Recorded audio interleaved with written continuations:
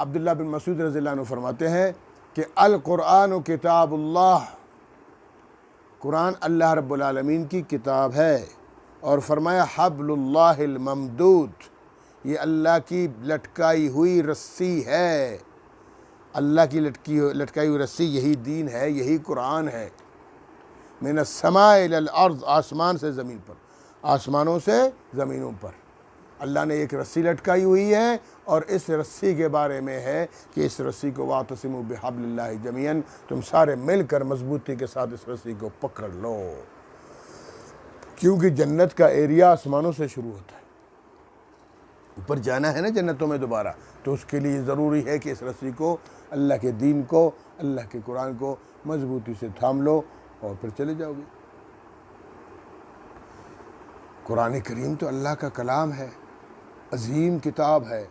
اس کے بارے میں ہے ایک حدیث شریف میں ہے کہ قرآن کریم کی جو آیتیں ہیں، جتنی قرآن کریم کی آیتیں ہیں اتنے درجات ہیں جنت کے،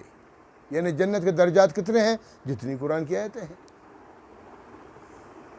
فرمایا قیامت کے دن اللہ رب العالمین قاری قرآن سے فرمائے گا، قرآن کریم کی تلاوت کرنے والے سے فرمائے گا کہ اقرا، پڑھتا جا، ورتقے، اور جنت کی سیڑھیوں پر، جنت کے درجات پر چڑھتا جا، کما کنت ترتل فی الدنیا، جیسے کہ تو دنیا میں قرآن کریم کو ترتیل کے ساتھ اور ٹھہر ٹھہر کے خوش آوازی کے ساتھ پڑھا کرتا تھا۔ اور آگے فرمایا فَإِنَّ مَنزِلَكَ، اور تیری جو منزل ہے، تیرا جو مقام ہے، فرمایا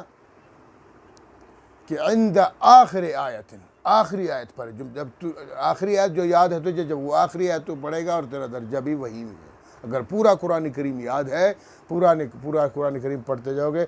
تمام درجات پر قبضہ کر لو گے۔ تو جیسے دنیا میں لوگ چاہتے ہیں کہ ہر علاقے میں میرا مکان ہو، میری زمین ہو، جائیدادیں ہوں، تو جنت والے بھی تو یہی چاہتے ہیں کہ ہر جنت میں میرا مکان ہو۔ تو اس لیے قرآن کریم کے جنت کے اتنے درجات ہیں جتنے درجات قرآن کریم کی ہے، تو اس کو اس لیے پڑھنا چاہیے۔